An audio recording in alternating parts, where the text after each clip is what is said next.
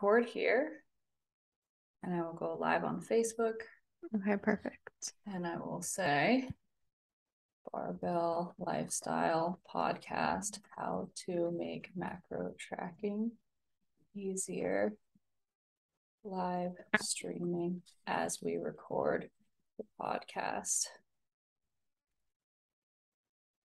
Group, Team Chrissy Lynn Fit. Perfect. All right, we're live in your group. Alrighty. And Audacity in 3, 2, 1. Hi, guys, and welcome back to another episode of the Barbell Lifestyle Podcast. I'm your host, Christina Lynn, and I'm here with my co-host, Marissa Roy. And in today's episode, we're going to be chatting about macros.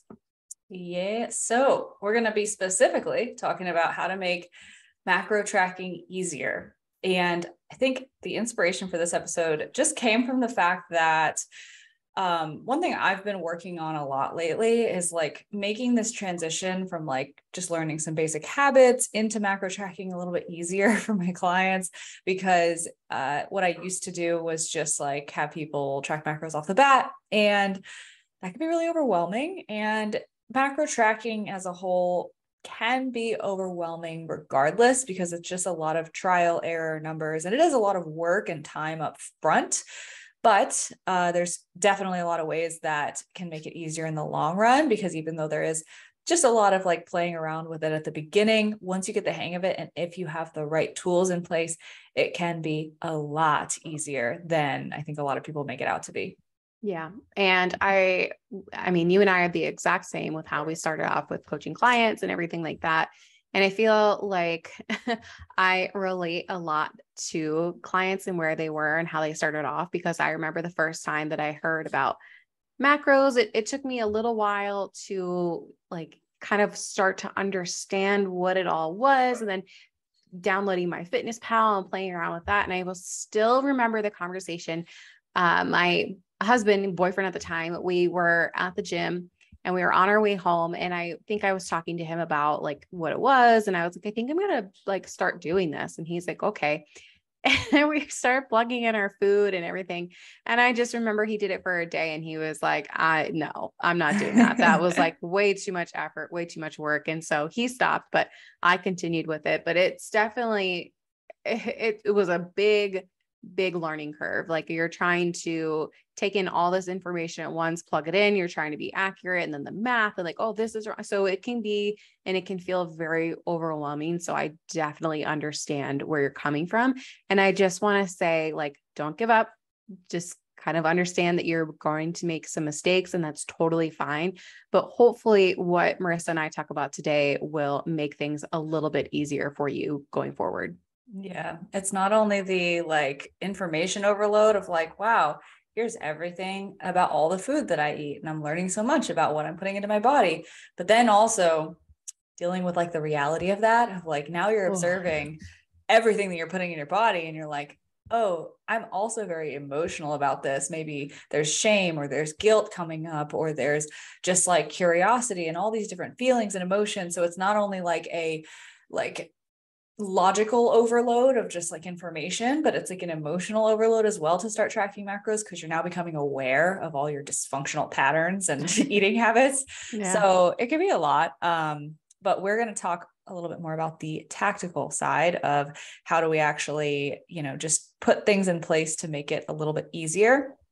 And my first tip for this is actually to lean in to like the discomfort and to put in more time and work up front rather than avoiding it, because all these tips are going to help that we follow with. But I think the very first thing when it comes to making macro tracking easier is the more you just kind of invest yourself in the learning process, the quicker you're going to come up that learning curve and not be overwhelmed.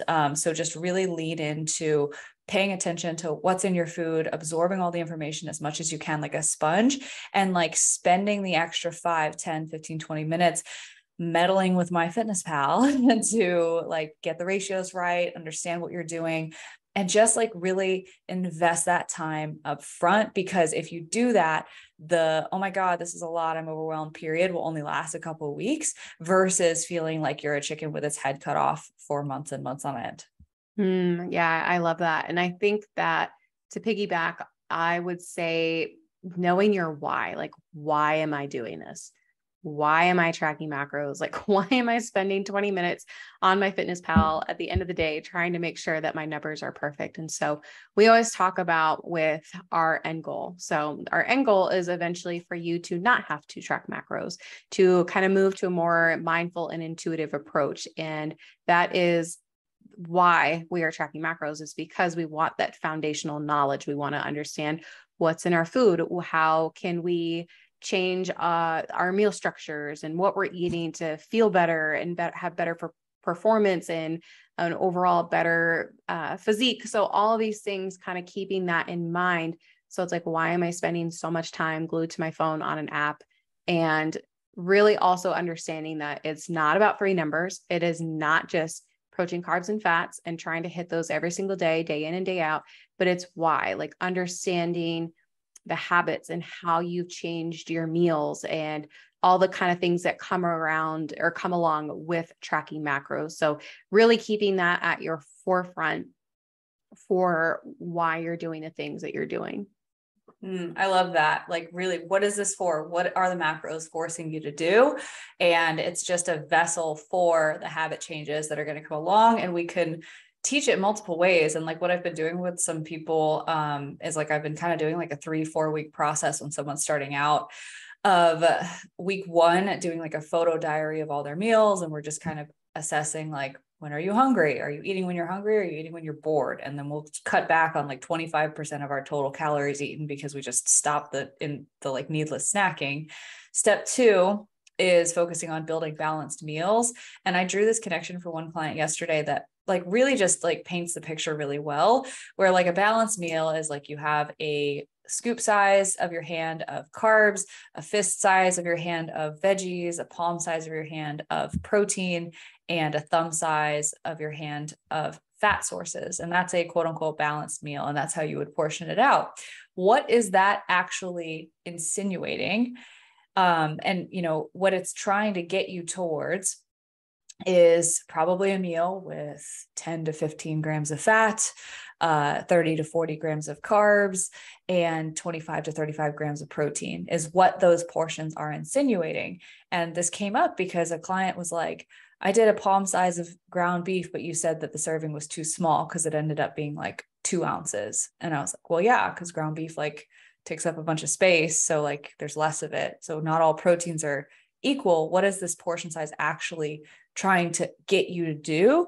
Is to get that amount of grams of a macronutrient. And so for them, it very much like painted the picture of like, oh, that's what these hand portions are for. And like being able to like draw the connection between the two was like a big light bulb for them. And so like what macros are actually trying to get you to do, and vice versa, like what portion sizing and plate planning is trying to get you to do, they're all working you towards the same goal, but they're just different approaches to get you there. So sometimes as well, to make macro tracking just make more sense, have a couple different reference points, like maybe the plate planning is where you start. And then when you get into macros, you're like, oh, I see how this all kind of works together. Yeah, I wish that I had known the why and why I was doing this when I first started out, because before I was like, well, I want to be able to eat Pop-Tarts and still get shredded. So it was a very shallow approach to why I wanted to start tracking. But the other reason too is, you know, a lot of people will be like, well, I'm going to start dieting. Diet starts Monday, right? And they cut out carbs and they cut out alcohol and they cut out sugar. And so what they're doing is maybe they go from like 2,000 calories to like 900. Or something crazy. Like they do something, they feel like dieting has to be extreme and has to be really, really drastic. And like, yeah, they'll see some quick results, but then they're going to plateau. And then you can't really move on from 900. They're kind of just stuck and they can't sustain that. So they go back to how they were eating before, and they're in a worse position than they started off if they hadn't dieted at all. So that is another reason why we track macros, is it kind of gives us a baseline. because if you're eating 900 calories, well, then we're absolutely not going to diet you. Like, we have to build your food intake up. But if you're eating like 3,000, 4,000 calories, yeah, it's time to diet. Like, we can do that. So really trying to get a baseline. And one of the things that I love and we explain to our clients is a lot of times they'll be like, well, why am I eating so much food? Like, I want to lose weight. And I'm like, yeah, I hear you. Like, but this is how we're going to adjust your intake and you're going to see progress. And they do. And it feels like voodoo magic, right? But it's like, you can have the same amount of calories and just change up how you're eating those calories and have a different percentage of carbs, fats, and protein and make some really big changes. So we love to diet, or well, I guess make changes without having to diet. So I want to change how I said that. But we really want to get a baseline and establish and have more accurate ways to change what you're eating. So it's not something that you have to do forever, but it's just a tool that we are trying to learn, and it makes it a lot easier when we are making changes moving forward to your plan. Yeah, absolutely. And what was I going to say? That was a good point. And now my phone's ringing and everything is a mess. All right. I don't remember what I was going to say, so I'll come back to it if I remember. But I like that point a lot, and I'll piggyback off of it in a little bit. Is that a good transition to another a wonderful topic? transition to another topic?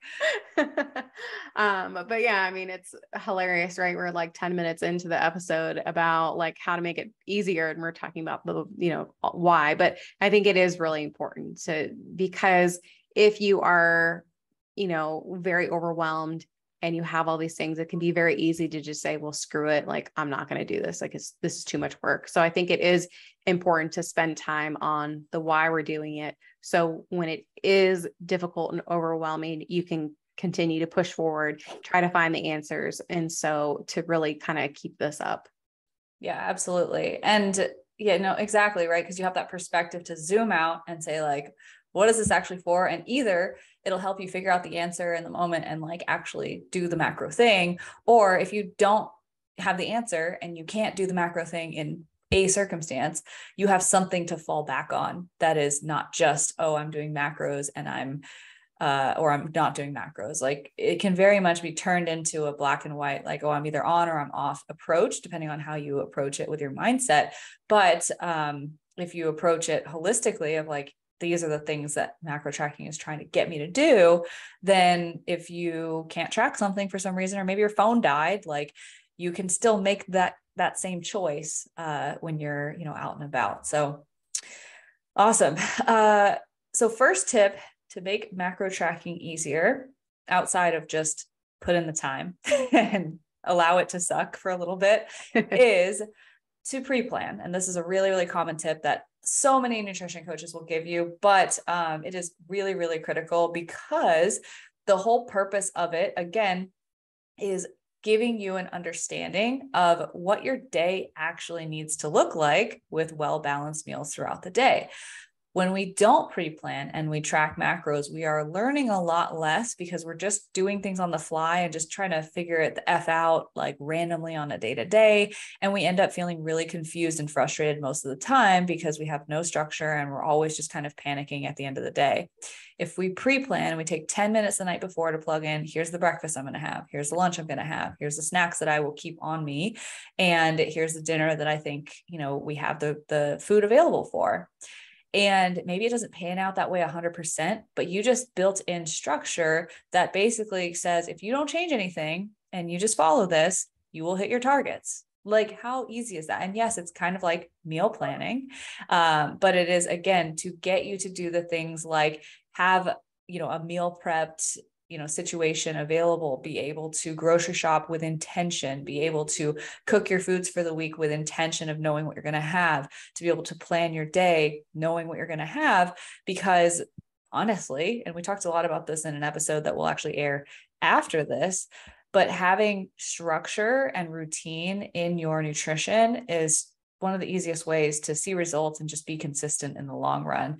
And those are really integral parts of a healthy lifestyle that I think some macro trackers might, say, oh, well, you don't need to do that. But in reality, it's just making your life harder if you don't.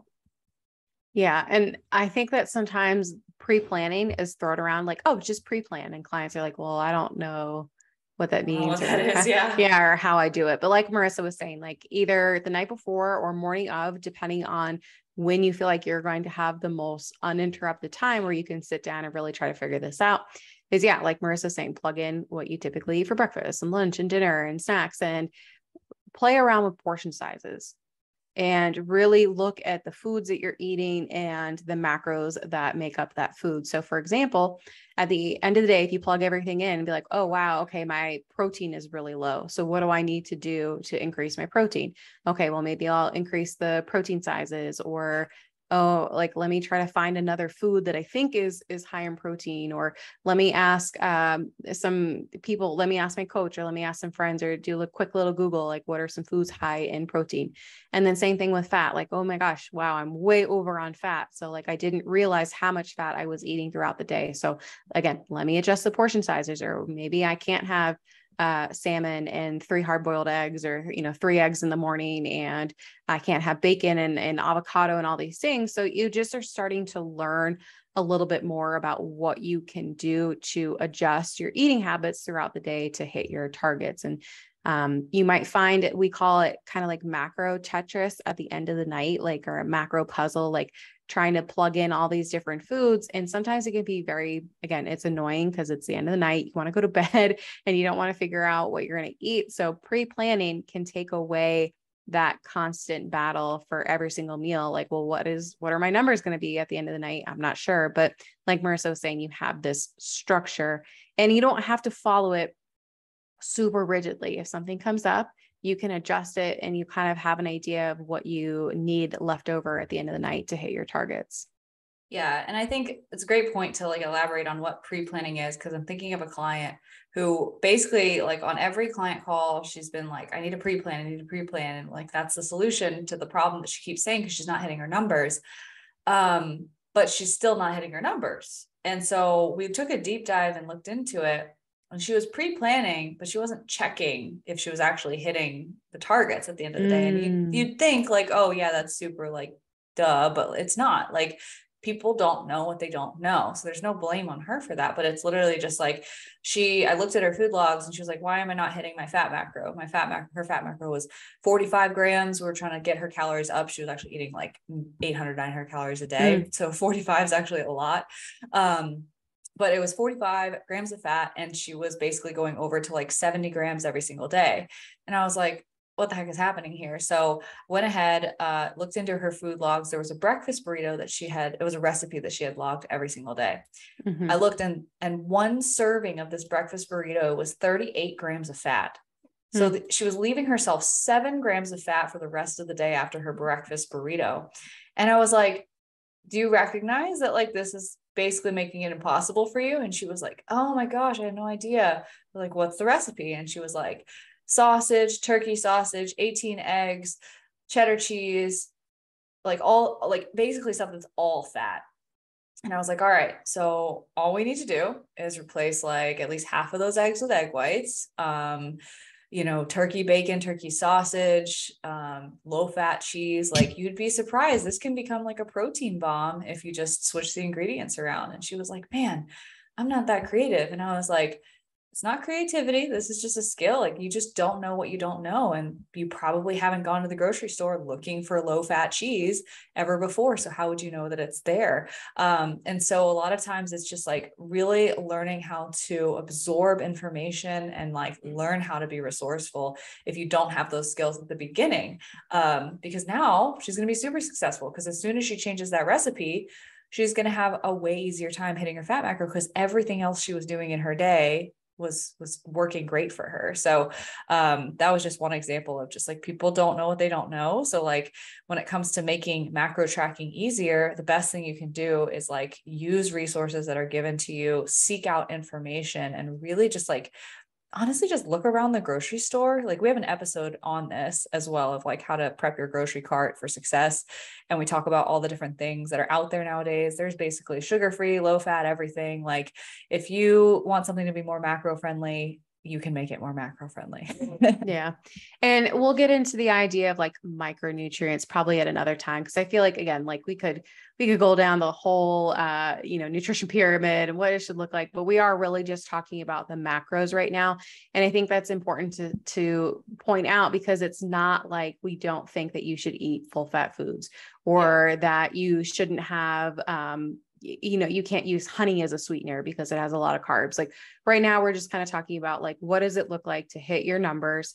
And then from there, once you're doing that consistently, okay, now you can start working and looking at micronutrients and like what the food quality and the content of your meals that you're eating. And so it's funny, you're talking about your client who was how to adjust the recipe. So I had a client who we were on the phone, and we were talking, and she's like, I just don't really feel like I'm eating enough vegetables. And she's like, what do you usually do? And I was like, well, there's a portion in my Fitness Pal where you can see where your vitamin A and vitamin C are. And so I make sure that those are hit 100% every single day with my food sources. And I'm not relying on a supplement or anything. She's like, how do you see that? So I was like, showing her where it was. And then she was like, oh, wow, my vitamin A was really low, really low, really low. And she's like, whoa, 800. And I was like, oh, you probably had sweet potato. And she like started to look through her log. She's like, I did. How did you know that? And I was like, you just do. It's like when you're tracking macros, like you just have this like crazy, like food bank knowledge of information. But yeah, so just kind of pre-planning and seeing what's in your food, and that will allow you to adjust. And I would also say like, be comfortable with like substituting food items and recipes or trying new things. And if you try something that doesn't work, well, then you realize it doesn't work. And then you can try to, try again the next day, and just kind of knowing that it's okay to fail, and you're not going to be 100% perfect every single day, but you're just continuing to build a knowledge base and continue to improve. Yeah. And I would also say too, like, when you find a day of pre-planning that works, you can like put that on repeat and then make little tweaks to it as you go and as you get bored, right? Because there's people that could eat the same thing every day. There's people that hate that and just cannot do leftovers. But take the principles, right? So if I were to take a day, I was like, oh my gosh, I hit my macros this day, this worked out. Maybe I take that day and I copy and paste everything over to the next day, but I don't want the same protein source, or I don't want the same carb source. Just swap them out and show yourself how you can be flexible in the food sources that you use, and not get bored of your food, but still have that same structure in your day. I think that's really, really valuable to play with when you are kind of planning your meals out. Because I think a lot of times people will say, well, I found what works and I don't know what else will. So I'm just going to repeat this until I hate myself. And usually that's a recipe for disaster. Even me, who can eat the same thing for months and months for a while, I do eventually get sick of things. So just play with that variety with yourself for sure. Yeah, absolutely. And I think that that's good. Like, okay, I found something that works, but we also don't want to follow that every single day, all the time, because again, you're not learning anything as far as like, okay, well, I hit this specific meal, but why? Why is this setting me up for success? How can I duplicate this another day, but change some things and still make it work? Or how could I go out to a restaurant and adjust meal 3 and still be able to hit my numbers? So while it can be very tempting sometimes to follow a meal plan because it's like, well, this works, so I'm going to do it. Why? Why did it work? What were the habits that allowed me to get here? Yeah, because it's not sweet potato or rice or chicken that's the magic food. It's the macronutrient composition that those foods have and how they're structured throughout the day, that can be mimicked with lots of different food combinations. Now, with that being said, another way you can make macro tracking easier is to have isolated macronutrient dense food sources, meaning food sources that are primarily one macronutrient. So for example, rice is about 95% carbs, and there's not really any fat, and there's like barely any protein. So if you needed to hit your carb goal better, what would you need to do? Just add or increase your portion of rice and or sweet potato and or oatmeal and or whatever it is. Proteins, same way, right? Lean protein sources, like chicken, shellfish, beef, and the leaner of a cut you go, the more isolated protein it is versus protein plus fat.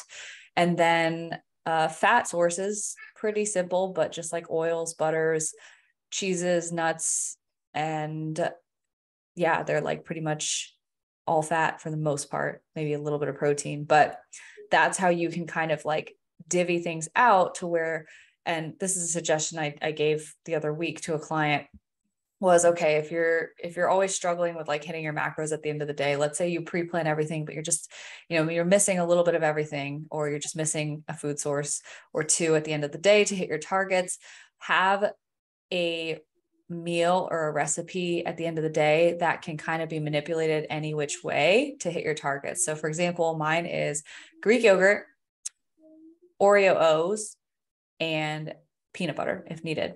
So this recipe is literally a isolated protein source. Greek yogurt is primarily protein, no fat, a little bit of carbs.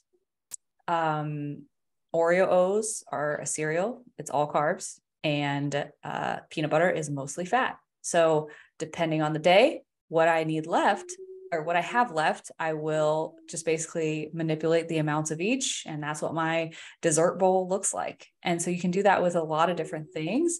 And it could be any kind of meal, but that's one way where you can kind of cap off your day and hit your targets, regardless of maybe where you stand at the end of the day, if you didn't pre-plan. Yeah, I do a pancake bowl. So Nice. Very, very, very similar. And I think a lot of people, and like, again, just with time and experience, like you'll kind of figure out like, this is what I like to have, or this is a meal that I find that can be very flexible at the end of the night that doesn't. And I think the other thing too, is you don't really have to do a whole lot of cooking. Like it's just something that you can just throw into a bowl and eat and go to bed. And there's not this elaborate meal that you have to make. But the other thing too, because I know that we want to continue to dive in, is ordering out. And so you mentioned wanting to pick apart meals with your eyes. So do you want to go into what that looks like for you?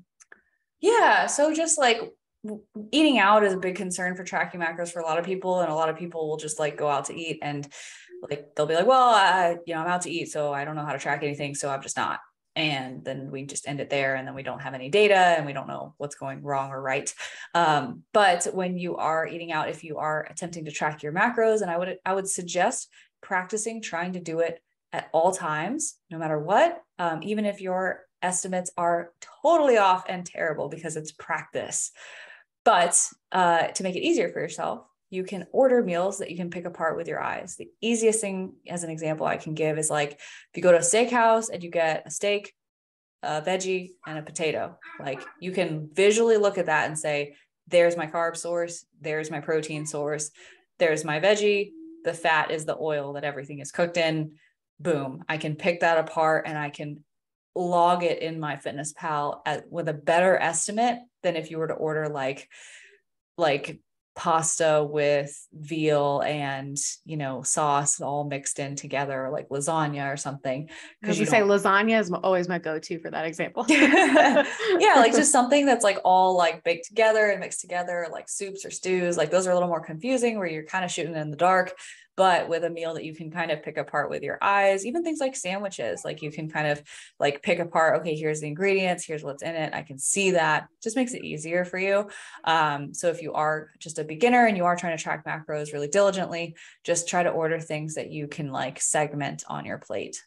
Yeah. And a lot of restaurants will make accommodations. And then, so we have an episode for how to eat out and still reach your goals. So you could, if you wanted to go more in depth for how you can track at a restaurant and still make your progress. And because I think a lot of times, like you were saying, is that clients will say, well, I don't know how to do this, so I'm just not going to do it at all. But eventually we want to get into that mindset of like, okay, maybe this isn't perfect, but I'm still going to get a ballpark. And then what that also does is it holds you a little bit more accountable to what you're eating. Cause it can be really easy to say, well, I'm just not going to track anything. So I'm going to have like 5 breadsticks and I'm going to have all this butter and I'm going to have this and I'm going to have that. Oh yeah, I'll get dessert. And so you might go completely way overboard than if you at least tried to track what you were eating. And again, it does not have to be perfect, does not have to be super accurate, but you're practicing how to track in that environment.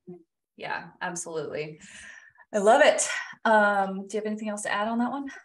No, I'm good. All right. So then the next thing you can do to make your macro tracking easier is, if this is specific to the complaint of I can't hit my protein goal. Go ahead and take your protein target, whatever it is, and divide it by the number of times you will typically eat in a day. And that is your target per meal, so that you're kind of setting yourself up to be more on track to hit that goal, rather than, again, this requires pre-planning, and this requires kind of doing a little bit of work in advance, so that you're not at the end of the day being like, oh my God, I have 100 grams of protein left to eat. I should have a quadruple protein shake. Like, no, that is incredibly uncomfortable. We don't want to do that. So basically it's, and again, this goes back to what is macro tracking trying to make us do? Have protein at every sitting, eat multiple meals across the day that are well balanced. So this goes right alongside that of, if you're struggling to hit your protein goal, just divide the protein goal by the number of meals. Let's say it's 120 grams of protein is your goal. Divide that by maybe 3 times per day or 4 times per day. That's either 30, 40 grams, depending. And you can aim for that per meal, so that when you get to the end of the day, you're about to have your last meal, you're on track to just need, 30 more grams rather than 80 or 100, because you forgot your protein source. And an easy way to do this as well, what I will say is, sometimes people really, really overcomplicate hitting their protein goal. They're like, well, I'm having balanced meals and I'm having, protein the size of my palm, and I'm not hitting my protein goal at the end of the day. And they're like, what else can I do? Yogurt, protein bars, shakes. I don't like any of that stuff. What do I do? And I'm just like increase your protein portion by like an ounce per meal, and you're there. And they're like, holy shit, like my mind is blown, because they went from like 4 ounces of protein in a sitting to 5 ounces in a sitting at a time. And it all adds up. And they're just like, wow, it was really that easy. Yeah. And again, I'm going to go back to that baseline example that we talked about in the beginning, because this is something that I've fell victim to when I was in college, and I didn't think I really needed to track macros, because I was like, I eat enough protein. Like, I have a protein shake at the end of the night. Like, I'm eating protein for lunch. Like, yeah, I'm totally eating enough. And then I started tracking, and I was like, oh, yeah. So sometimes it's good to have, like, again, either reassurance that you're on the right track, or it's like, okay, yeah, I actually do need to, wow, I really don't eat enough protein at breakfast. I thought I did, but I guess I didn't. And so just, again, little tweaks throughout the day that you can just be more successful when we are not tracking macros in the future. So if you know your tendency to like, wow, I have a huge protein source at dinner, but then I don't do anything else throughout the day. So how can I make that? And that's probably not good for your digestive system too. So you might feel a lot better spacing out your protein throughout the day. So just kind of little things like that. And it just holds you a little bit more accountable to your goals. Yeah. I will also say, sometimes people are even like, well, I eat protein at every meal 4 times a day.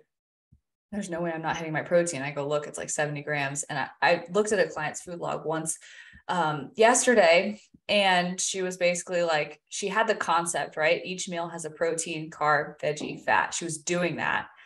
But her concept of a protein source was just so like rudimentary, because she's just starting and she's just learning this now for the first time in her life. So it's no like rag on her, but like, she was literally like, my protein source is an egg. And so she had 1 hard-boiled egg with her breakfast as her protein source. And I was like, all right, so this is 6 grams of protein and we need 25 to 35. So we're going to learn you something today. Yeah. And I was like, you should probably have like 3 or 4 more egg whites along with that 1 hard-boiled egg. And she was like, what? And I was like, yeah, you're going to run through eggs really quickly. And she was like, holy shit. Yeah. Or like, oh, I'm eating peanut butter for my snack. That's protein. And so I think that sometimes it's like unlearning what you think about nutrition, which is sometimes the hardest part, is because you have these misconceptions like, oh, this is a good source of this, and this is a good source of that. And you're like, oh no, or like, this is what a tablespoon actually looks like. And so it's a lot of unlearning those things and being like, okay, this is how I adjust throughout the day. So I don't know about you, but anytime I think about someone finding out what the serving size of peanut butter is, there's a reel. I know I always go back to this. It's a guy sitting in the shower and like the shower's on. He's sitting there with the Oh dark, yeah. peanut butter. He's just And it's just that crying. soft, like sad music, like do do do do do. Yeah. But yeah, so it's tough because sometimes people will talk about like what happens after tracking macros is they see things in a matrix, like they see things in protein, carbs, and fats, which can be tough because you're constantly seeing numbers. But again, it's why are we doing this? And this is going to allow us to eventually transition into more intuitive, mindful eating in the future. So basically what Marissa and I were trying to say this entire episode is like, there are things that you can do that will make it a little bit easier, but it is probably going to suck a little bit initially in the beginning as you are, number one, learning how to track macros, what a macro is. And then number two, also just trying to use a new like interface, like, MyFitnessPal or My Macros or anything like that, and learning that alongside things. Yeah, absolutely. Last tip would be create meals out of like go-to meals that you go out for, and or food items, custom food items out of things that you would otherwise scan with a barcode, because now the barcode option is like $20 a month or something to scan a barcode and have that automatically upload, which is pretty dumb. But what you can do to circumvent that is you can create a custom food and just plug it in once of like, whatever it is, blah, blah, blah, protein bar, macros are this, this, and this, and then enter that in. So it's a custom food for you. So you don't have to scan the label every single time, and you can like search it up. And then when you go out to eat, I don't know about you guys, but like, for example, poke. If I get poke, I'm getting the same fucking thing in my bowl every single time that I go, and I will not venture away from it. And if I'm going to do that, why not just have a custom food entry? Because when you get poke or you get Chipotle or you get those things, you got to search, all right, Chipotle cheese, Chipotle steak, Chipotle rice, and then add it all up. And then that's your total. That's pretty tedious. Make it easier. If you have a go-to order, create a full recipe or meal out of that, because you can select just all the foods and just hit create meal, and then it just does it for you, so that you can go and be like Marissa's Chipotle bowl and just enter that every time you go and adjust the portions if you need to. But that way you don't have to like research everything every time you go out to eat for something like that. Yeah. And the other little last tidbit that I'll add is, let's say you don't want to do that. And like, you've just found a random protein bar and you may not ever eat it again. And so you don't want to create a meal. You can just enter it in as carbs, fats, and protein. So literally just search like carb macro, fat macro, protein macro. And that's a super easy. And the same thing if you're eating out at a restaurant and you just want to estimate and just be like, this might be just 60 carbs, 25 fat, and 30 protein. Then you can just throw it in and not have to search for every single little ingredient. Cause sometimes you will, like, you'll maybe, going back to the lasagna example, if you plug in lasagna, but you're not finding something that you feel like matches up macro wise, you can just do it yourself that way. So that is just a super easy, quick little tidbit. So you don't have to like research all of these different items and trying to find what works best. Yeah, absolutely. Yeah. Love it. And that's a skill that will get better over time as you build your encyclopedia in your brain. Yes, your weird macro encyclopedia. It's what fun party trivia, right? Yeah. Well, cool guys. We hope this was helpful and that we hope you enjoyed this episode. And if you haven't already, make sure you subscribe to the podcast. You can find both of us on Instagram. You can find me at Christy Lynn Fit. Marissa is at Marissa Roy Fitness. Thank you guys so much for listening, and we hope to see you back next week.